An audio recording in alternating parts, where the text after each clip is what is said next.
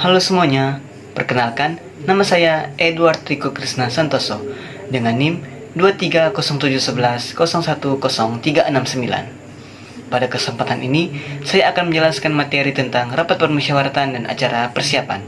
Dan berikut penjelasan materinya.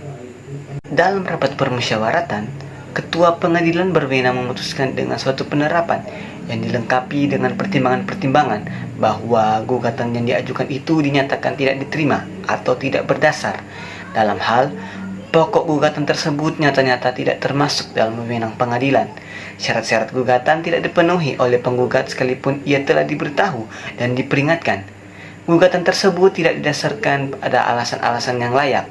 Apa yang dituntut dalam gugatan sebenarnya sudah terpenuhi oleh keputusan tata usaha negara yang digugat, serta gugatan yang diajukan sebelum waktunya atau lebih lewat waktunya. Penetapan diucapkan dalam rapat permusyawaratan sebelum persidangan ditentukan dengan memanggil kedua belah pihak untuk mendengarkannya. Pemanggilan kedua belah pihak dilakukan dengan surat tercatat oleh panitera pengadilan atas perintah ketua pengadilan. Terhadap penetapan dapat diajukan perlawanan kepada pengadilan dalam tenggang waktu 14 hari setelah diucapkan.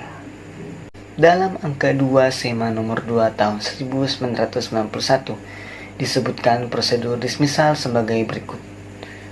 Ketua pengadilan berwenang memanggil dan mendengar keterangan para pihak sebelum menentukan penetapan dismisal apabila dipandang perlu.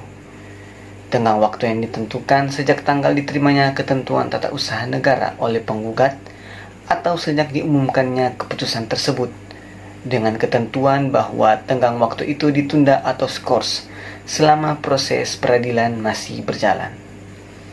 Pemeriksaan dismisal dilakukan oleh ketua, dan ketua dapat juga menunjuk seorang hakim sebagai reporter atau raportir. Penetapan dismisal ditandatangani oleh ketua dan panitera kepala atau wakil panitera. Pemeriksaan dismisal dilakukan secara singkat dalam rapat permusyawaratan. Setelah melalui tahap rapat permusyawaratan, maka dilakukan pemeriksaan persiapan terhadap gugatan yang diajukan oleh penggugat. Sebelum pemeriksaan pokok sengketa dimulai, hakim wajib mengadakan pemeriksaan persiapan untuk melengkapi gugatan kurang jelas. Dalam pemeriksaan persiapan, hakim wajib memberikan nasihat kepada penggugat untuk memperbaiki gugatan dan melengkapinya dengan data yang diperlukan dalam jangka waktu 30 hari dan dapat meminta penjelasan kepada badan atau pejabat tata usaha negara yang bersangkutan. Apabila dalam jangka waktu penggugat belum menyempurnakan gugatan, maka hakim menyatakan dengan putusan bahwa gugatan tidak dapat diterima. Terhadap putusan tidak dapat digunakan upaya hukum, tetapi dapat diajukan gugatan baru. Dalam penjelasannya disebutkan bahwa ketentuan ini merupakan kekhususan dalam proses pemeriksaan sengketa tata usaha negara. Dalam angka 2 SEMA nomor 2 tahun 1991 menjelaskan tentang pemeriksaan persiapan antara lain, tujuan pemeriksaan persiapan adalah untuk mematangkan perkara. Pemeriksaan persiapan dilakukan di ruangan musyawarah dalam sidang tertutup untuk umum.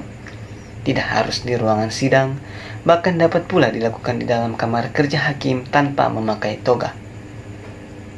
Pemeriksaan persiapan dapat pula dilakukan oleh hakim anggota yang ditunjuk oleh ketua majelis sesuai dengan kebijaksanaan yang ditetapkan oleh ketua majelis. Dalam tahap pemeriksaan persiapan maupun selama pemeriksaan di muka persidangan yang terbuka untuk umum, dapat dilakukan pemeriksaan setempat. Dalam melakukan pemeriksaan setempat, tidak perlu harus dilaksanakan oleh majelis lengkap. Cukup oleh seorang hakim anggota yang khusus ditugaskan untuk melakukan pemeriksaan setempat. Penugasan tersebut dituangkan dalam bentuk penerapan.